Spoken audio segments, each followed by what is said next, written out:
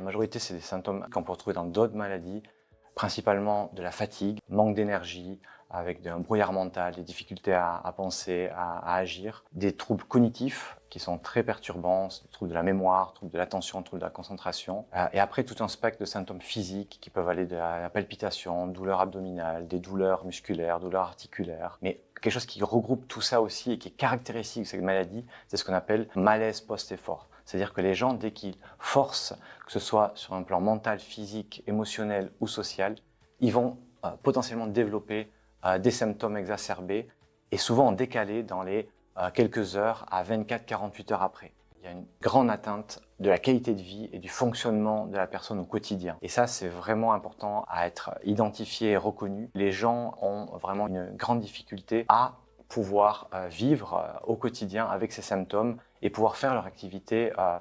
D'habitude, les gens décrivent qu'ils ont pris 20 ans ou 30 ans d'un coup avec cette maladie parce qu'ils n'arrivent plus à suivre leur activité sportive, sociale, culturelle et de loisirs.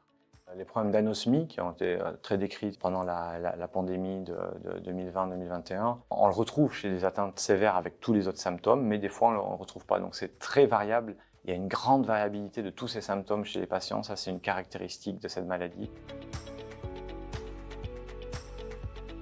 On développe à Unisanté une approche globale, individualisée et multidisciplinaire. La personne, elle a ses propres symptômes, elle a sa propre sévérité, et on doit vraiment bien identifier ces symptômes et essayer de les traiter, chacun avec les moyens qu'on a déjà de la médecine actuelle. Et après, on va y rajouter tout un spectre de prise en charge, à la fois rééducative, de retrouver une activité physique adaptée, et surtout, limiter les crashs, qu'on appelle, c'est-à-dire ces exacerbations de symptômes post-effort, par une technique qu'on appelle le pacing des symptômes, c'est-à-dire qu'on va adapter ces activités du quotidien pour ne pas déclencher des symptômes.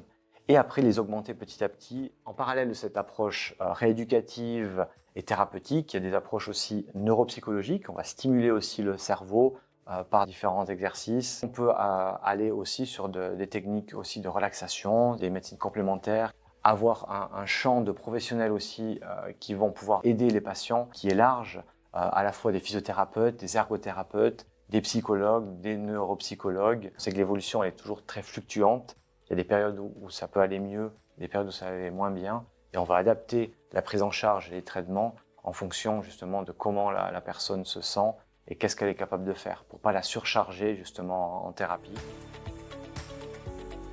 Une meilleure reconnaissance de cette maladie, à la fois par les patients eux-mêmes et surtout par le monde médical, d'avoir un bon diagnostic.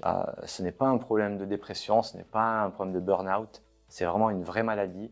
Nos patients sont très touchés par cette maladie dans leur fonctionnement au quotidien et il y a besoin d'une reconnaissance aussi de la part des assurances sociales et de l'assurance invalidité car justement ça peut donner une grande précarité sur le plan financier.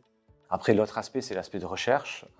On fait de la recherche, nous, à Unisanté dans le cadre de cette maladie et également en collaboration avec le CHUV. Et on se tient au courant évidemment de ce qui se passe dans le monde. Même si pour l'instant on n'a pas un traitement curatif pour tout le monde, il y a des choses qui se développent et on peut toujours espérer clairement qu'une thérapie va être développée dans les années à venir.